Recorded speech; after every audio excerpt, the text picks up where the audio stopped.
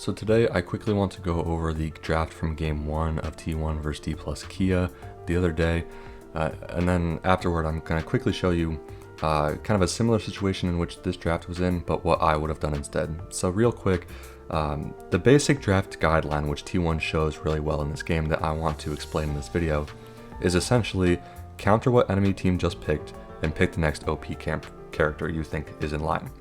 T1 does that really well this game. They B1 of Corki, which is really good.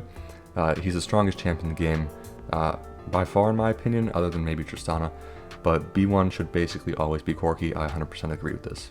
And then the path they continue down throughout the draft is, like I said, counter what enemy team just picked and pick next OP. Enemy team picked Renekton in first rotation, so they pick Kennen in their second rotation to directly counter that. That's the problem with early picking and blind picking solo lanes on red side, is that you're so easily counterable.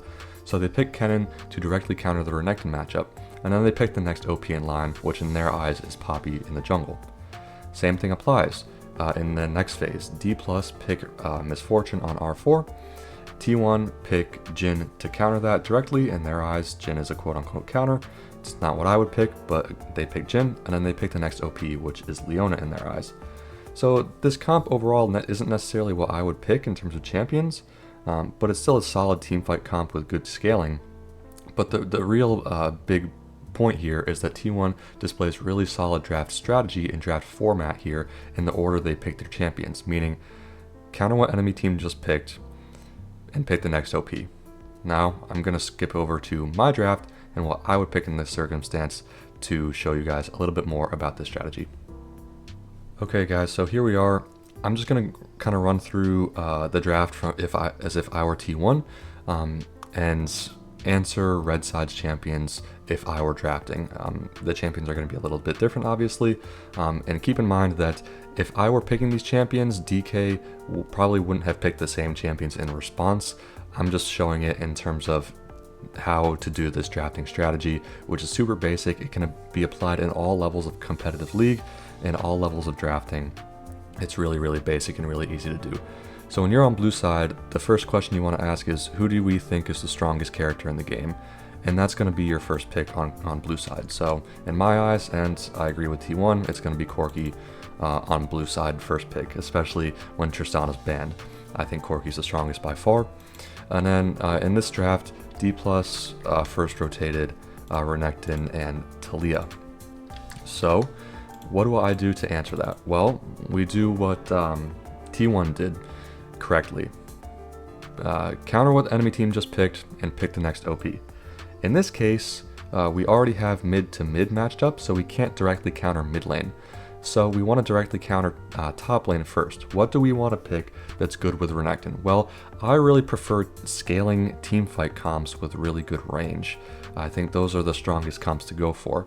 I also want to pick something that's good against Renekton in the early lane phase and will outscale him. In my eyes, that is Ornn. Ornn fits every single mold that I'm looking for with the scaling, with the team fight, with the front line.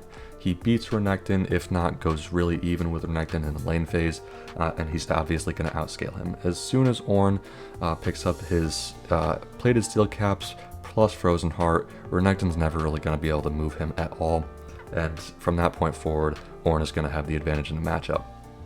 And then after this, we want to pick the next OP available. We already have both solo lanes picked on our first two picks, which is pretty rare actually. So I think just in general, to ensure we get a good bot lane matchup, we're going to go ahead and pick our jungler here. So what do we want to pick inside the jungle? Well, we have a lot of options available. In this game, most of the bans were ADC bans, so we had pretty much every option available. And what I believe is the strongest archetype of jungler right now is the fast farming AP. My favorite of those is simply Karthus, so I'm going to go put Karthus on B3. You can really put a lot of characters in this position here. Brand would be my close second choice, along with Zyra is also solid. If you want to go a little bit of a different route, you can go with Diana, but really any fast farming AP jungler in this circumstance is probably the way you want to go. So you can see I'm just going to go ahead and fill in the Maokai here. It was what DK picked on R3. You can see through the first phase here that my team scales so insanely well. We have really solid frontline, we have solid engage, and we have insane damage. Obviously, the Ornn items are going to start coming in as well. So essentially, what my comp is saying is we're not really going to do anything for the first 20 to 25 minutes of the game. We're completely fine giving up 6 Void Grubs and trading those for Dragons because we're the better scaling team, so we want to prioritize Dragons. Void Grubs are vastly overrated in the meta currently.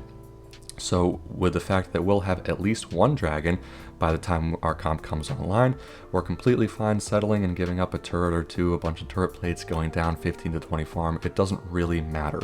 As long as we're not insanely behind by 20 to 25 minutes and the game is manageable from that point, we're going to start winning team fights. As soon as we hit 2 to 3 item spikes, Ornn starts giving out items, we're going to be really well off in team fights in the game state. And so DK, go ahead and R4 Misfortune.